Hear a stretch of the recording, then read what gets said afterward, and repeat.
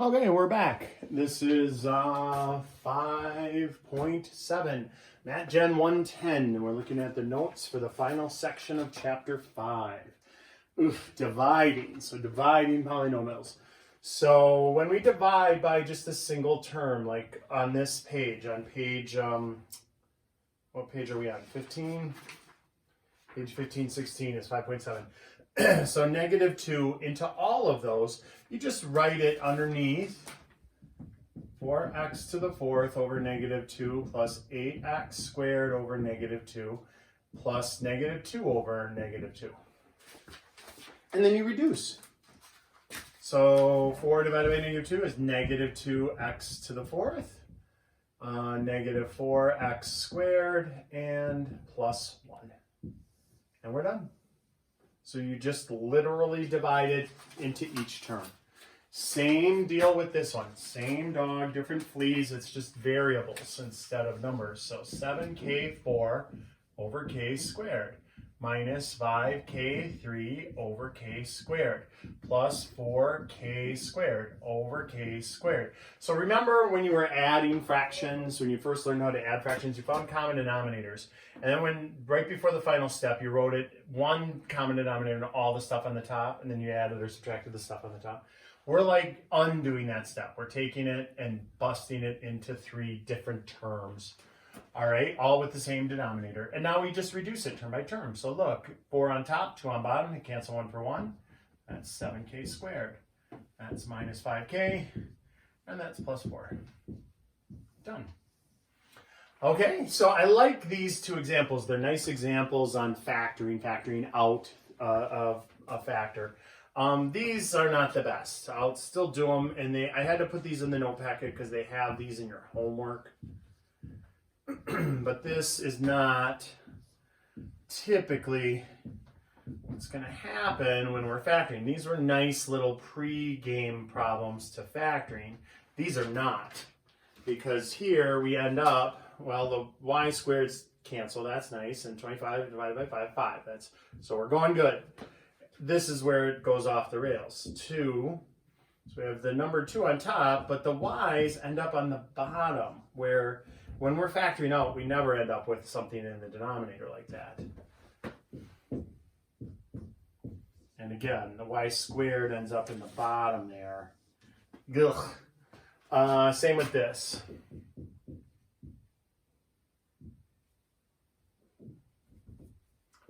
Over negative x squared y squared plus negative x squared y squared over negative x squared y squared. Plus negative xy cubed over negative x squared y squared. So negative divided by negative is a positive. The x is 1 left on top, 1 y left on bottom. Ugh, bad juju right there. Plus 1, everything cancels there. Plus, again, we end up with an x on the bottom and a y on the top. Ugh. So they have those in the homework, on the online homework, so I had to put them in the notes so you guys know what you're doing. All right, so let's look at the next page. The next page is long division.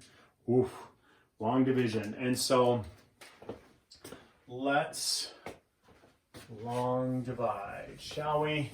So before I start with the long dividing, the algebra, the binomials into the trinomials and such, let's take a trip back to the olden days of arithmetic when you long divided. Let's do something easy, like 27 into 534. Okay. So if I want to do 27 into 534, let me make sure you can see that. All right. You ask yourself, well, how many times does 27 go into 534? Right? 5, it doesn't. 53, it'll only go once. Right? Only once? Yeah, once. So 1 times 27, and that's 27. And then you drew a line, and then you subtracted it. And so we can, borrow, and we get a 6 and a 2. And then we bring down the 4, and then you ask yourself, ooh, how many times will that go in? I think 9 times. So we put a 9 up here. And then 9 times 27. So what is that? 63, carry the 6, 18, 20, 4, 243. And then 1, 2, 21 left, right? 21 left. And so then you would go like this. You'd go remainder 21. Remember that? Remainder 21. Oh boy. So look, we're not going to do remainder 21 anymore. We're all grown up. So what you could have done is this. You could have said 19 plus 21 27ths. And that actually is reducible, right? 3. And so 19 and 7/9 would be the exact answer of that. That's the quotient. Exactly. No rounding or anything. Now, mostly they didn't do that. They usually either had you put the remainder 21 or they had you put a decimal and then do that. So that was a trip down memory lane. Now, why did we do that? Well, because I want to look at what we were going to examine what happened there. We put the numbers on top and then multiplied them, all right? So let's take a look at that. So last page, page 16 on the chapter 5 notes, they want us to long divide c plus 8 into c squared plus 6c minus 8t. So we're going to copy this process. That's called an algorithm, a mathematical algorithm, a process that you follow in order to get the answer right, all right? So what we do is it's actually, there's a part of it's easier, part of it's harder. This was harder because you had to think of how many times does 27 go into that without going over. It's a little easier because you just have to think just this first thing. C times what gives me c squared. So you could even divide if you wanted to and say just put c squared over c and then reduce it. So c. So put the c up there just like I put the 1 up there. And now I put it down here and I do the distributive property. That's something that didn't happen there. So c squared plus 8c. And now here comes the tricky part. Here I subtracted 27 and I subtracted 243. Here I'm going to subtract this whole binomial. So this minus goes there, but a minus also goes there. It's like putting a negative in front of, like, remember c squared plus 8c. If you had that in parentheses, you threw a negative in there, it would hit both of them. That's what happened. All right? We add straight down, that goes away. 6c minus 8c is negative 2c. And then you bring down the negative 18. And now you start all over again. You ask yourself, what do I multiply c by in order to get negative 2c? Well, that answer is negative 2. Put a negative 2 there. Multiply it by the c plus 8, do the distributive property. So negative 2c minus 16. Draw the line, and now I have to subtract those. So what I'm going to do is a minus a negative. That makes it a plus. So to make it less confusing, make a big long plus sign so you know you changed that sign. So you understand, you remember if you look back at it, you changed those signs. So again, that first term should always go away. It did. And then we end up with negative 2. And so now we just take that and put it into our answer. We're going to say plus negative 2 over c plus 8. And that's our answer. All right. Oh, sugar. Minus 18c plus 8.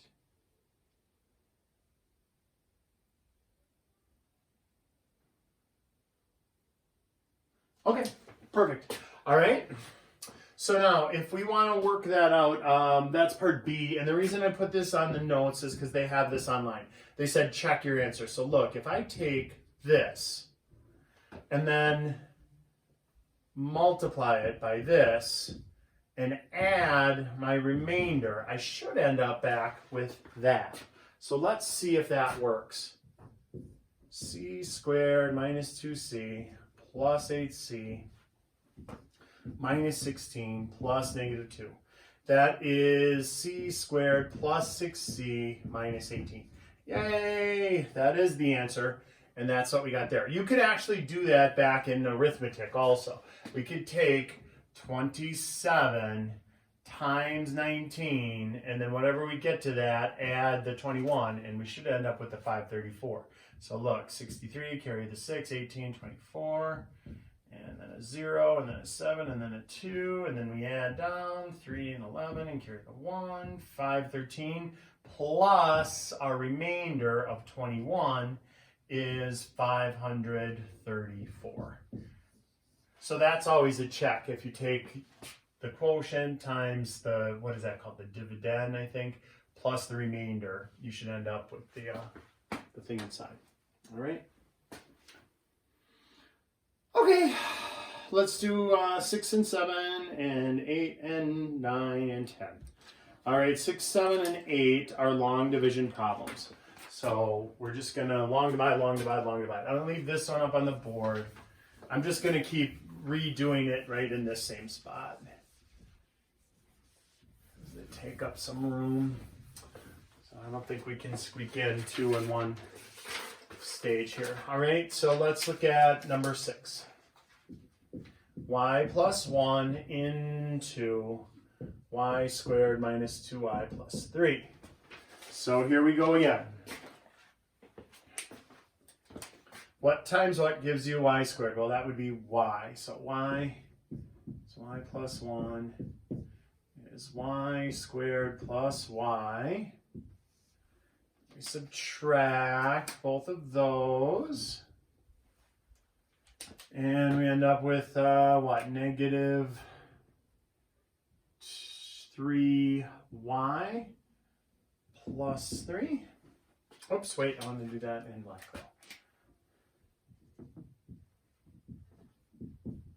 And then you ask yourself, what do I multiply that by to get that? And that would be negative 3.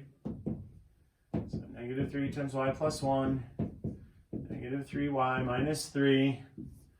Change both signs, so that becomes a plus, that becomes a plus, and that's a 6. So we end up with a remainder. So plus 6 over y plus 1. All right. Number 7. Oh, it looks like we could squeak 7 here. Let's squeak 7 here. So 7, we got 3w plus 2 into 6w squared plus w minus 2. And so now we ask ourselves, what do I multiply 3w by so it exactly matches 6w squared? And that would be 2w. Again, if you can't get that, what you can do, a long cut for that, is write down 6w squared, write down 3w, and then reduce it.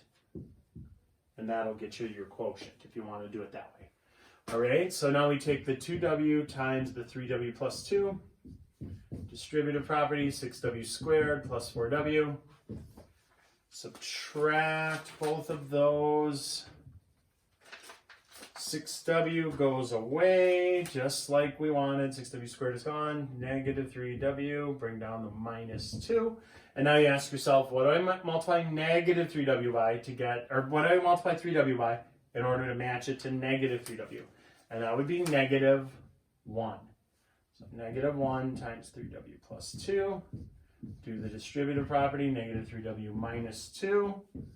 And then change both those signs. Minus and negative makes that a plus. Minus a negative makes that a plus.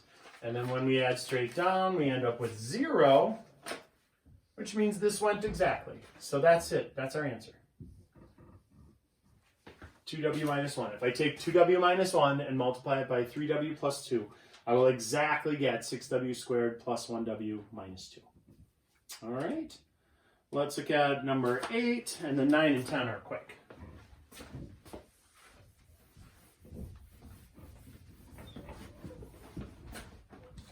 So number 8 looks like, oh no, there goes my pen cap, is 2x plus 3 into, ooh, this is a big mamma jamba, 2x cubed plus 3x squared minus 2x plus 5. So we are going to multiply all of those. Oh no, it's behind C3PO. Got it. All right. So what do I multiply 2x by to make it be 2x to the third? That would be just x squared. So x squared times 2x plus 3. Do the distributive property, 2x cubed plus 3x squared. Oh, so this is going to be a weirdo because look, I'm going to subtract both of those. But I wiped out that, but I also wiped out that. So I killed two terms, killed two birds with one stone there. So we'll bring down the negative 2x, and we'll bring down the 5. And then we'll ask ourselves, what do I multiply 2x by? So it's negative 2x. That would be a negative 1. And so negative 1 times 2x plus 3. Do the distributive property, negative 2x minus 3. Change both of the signs. Remember to change both of the signs. That's usually where the error happens in these problems. We end up with an 8. And that's a remainder, plus 8 over 2x plus 3. So if we want that answer, it looks like this. X squared minus 1 plus 8 over 2x plus 3. That is our quotient. All right. Number 9 and 10 aren't long divide. It's just questions about it. So look, there are two methods for dividing polynomials. Why do we have to do this long dividing stuff? The reason we have to do that is because we are dividing